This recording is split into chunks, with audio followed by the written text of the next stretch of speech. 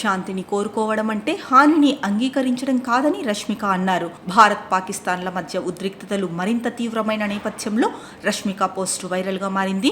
అన్యాయానికి బదులు తీర్చుకునే దేశాన్ని ప్రశ్నించవద్దంటూ తన ఇన్స్టా స్టోరీలో రాసుకొచ్చారు. ఉగ్రవాదం నుంచి మనల్ని రక్షించుకునేందుకు చేసే పోరాటం యుద్ధం కాదు. ఈ పోరాటానికి మద్దతిచ్చే వారిని యుద్ధాన్ని కాంక్షించే వారిగా పేర్కొనవద్దు.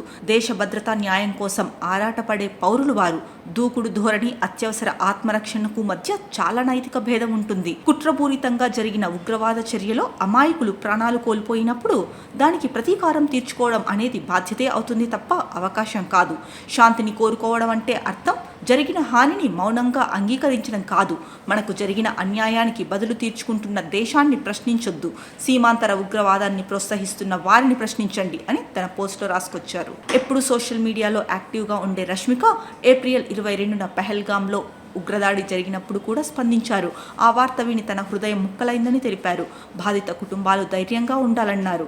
ఇక మరోవైపు పహల్గాం ఉగ్రదాడికి భారత్ ప్రతీకారం తీర్చుకుంటోంది. ఆపరేషన్ సింధూర్ పేరుతో ఉగ్రస్థావరాలపై విరుచుకుపడుతోన్న విషయం మనకు తెలిసిందే.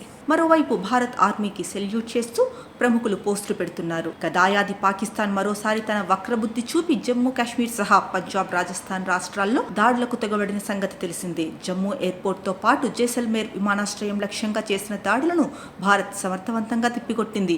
దీంతో మన ఆర్మీపై ప్రముఖులు ప్రశంసల వర్షం కురిపిస్తున్నారు.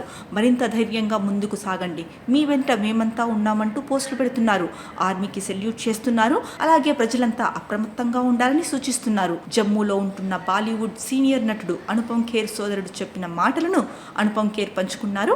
అక్కడ దాడి జరిగిన నేపథ్యంలో తన సోదరుడికి ఫోన్ చేసినట్లు చెప్పారు. భయ్యా, మనం భారతదేశంలో ఉన్నాం, భారతీయులం.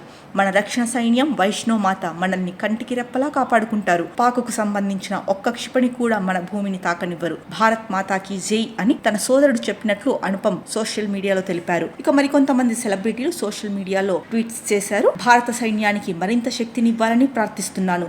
మన రక్షణ దళాలు ధైర్యంగా సాగుతూ శత్రువుల గుండెల్లో భయాన్ని నింపాలంటూ సాయి దుర్గతేజ్ పెట్టారు. ఇక మంచు విష్ణు స్పందిస్తూ దీన్ని వాళ్ళు ప్రారంభించారు, మనం ముగిస్తాం. భారత సాయుధ దళాల కోసం ఎప్పుడు ప్రార్థిస్తూనే ఉంటామన్నారు. శత్రుదేశం జమ్మూను లక్ష్యంగా చేసుకున్నట్లు తెలుస్తోంది. ప్రజలంతా జాగ్రత్తగా ఉండండి అంటూ కంగనా రనౌత్ ట్వీట్ చేశారు. ఇక మమ్మల్ని కాపాడుతున్న మీకు కృతజ్ఞతలు, మీరంతా సురక్షితంగా ఉండండి అంటూ వీర్ దాస్ ట్వీట్ చేశారు.